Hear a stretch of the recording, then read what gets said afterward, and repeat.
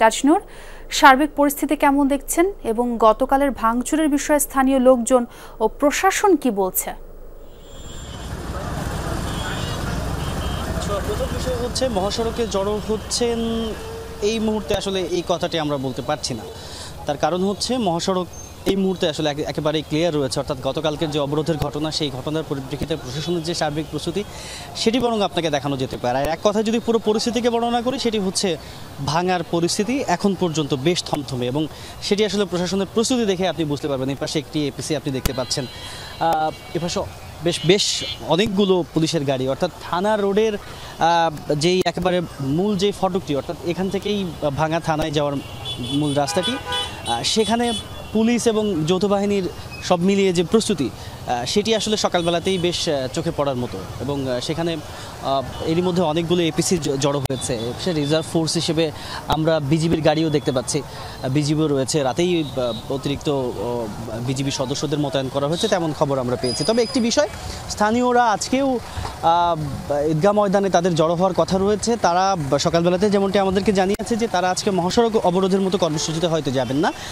বরং তারা আজকে একটি মানববন্ধন করবেন এবং তাদের দাবির পক্ষে যে তাদের যে জোরালো অবস্থান সেটিকে ব্যক্ত করার জন্যে আজকে সেই মানববন্ধনে সেই স্থানীয় এলাকাবাসী তারা অলরেডি ঈদগাহ ময়দানে আসতে শুরু করছে। ঈদগাহ ময়দান যদিও এই জায়গা থেকে খানিকটা দূরে, কিন্তু প্রশাসনের সার্বিক যেই তৎপরতা, সার্বিক যে প্রস্তুতি সেটি যে সকালবেলাতেই চোখে পড়ার মতো, সেটি মূলত আসলে দেখাতে চাচ্ছি।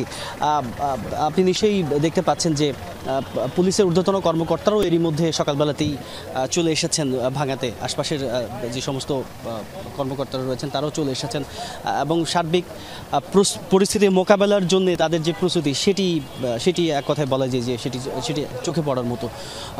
স্থানীয়দের সঙ্গে কথা হয়েছে দু একজনের সঙ্গে যারা সকালবেলাতেই চলে এসেছে। তারা মূলত তাদের কর্মসূচির বিষয়ে বলছিল যে তাদের দাবি যেটি, যে দুটি ইউনিয়নকে যে আলাদা করা হয়েছে, ফরিদপুর 4 থেকে ফরিদপুর 2-এ নিয়ে যাওয়া হয়েছে সংসদীয় আসনের পুনর্বিন্যাসের যে ব্যাপারটি, আমরা দেখতে পাচ্ছি যে পেছনের দিকে এর মধ্যে সেনাবাহিনীর গাড়িও চলে এসেছে। তারাও বেশ সুসজ্জিত অবস্থায় রয়েছে, বেশ প্রস্তুত অবস্থায় রয়েছে। অর্থাৎ যে কোনো রকমের অনাকাঙ্ক্ষিত পরিস্থিতি মোকাবেলায় আজকে প্রশাসনের যে সকালবেলার অবস্থান সেটি চোখে পড়ার মতো, এবং সবাই আসলে প্রস্তুতি নিয়ে রয়েছে। যেহেতু গতকালকে একটি খুব তিক্ত অভিজ্ঞতা হয়েছে সবার, প্রথম দিকে কর্মসূচি খুব হালকাভাবে দেখা হলেও পরবর্তী সময়ে সেই পরিস্থিতি বেশ জোরালো হয়েছে। পরবর্তী সময়ে মহাসড়ক অবরোধের মতো ঘটনা ঘটেছে।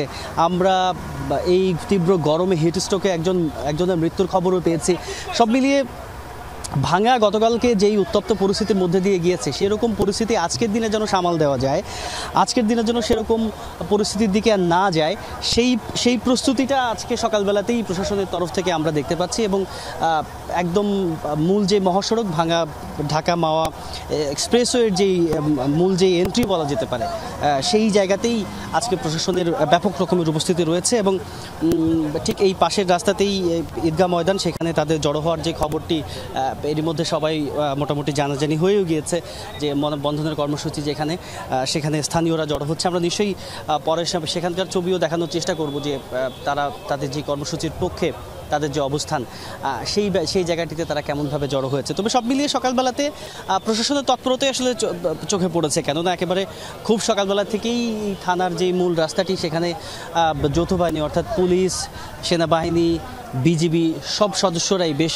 প্রস্তুতি নিয়েই জায়গাটিতে অবস্থান নিয়েছে যে কোনো রকমের পরিস্থিতি তৈরি হলেই সেটি যেন মোকাবেলা করা যায়, সেই জায়গাটিতে তাদের প্রস্তুতি রয়েছে। তবে আজকের পরিস্থিতি এখন পর্যন্ত থমথমে, এবং মহাসড়কের অবরোধের মতো যে কর্মসূচি সেটিতে এখনও স্থানীয়রা যায়নি। তবে যদি যায় সেক্ষেত্রে হয়তো এখন যেই মোটামুটি একটু শান্ত পরিস্থিতি সেটি হয়তো আরও উত্তপ্ত পরিস্থিতির দিকে যেতে পারে। ছোঁয়া।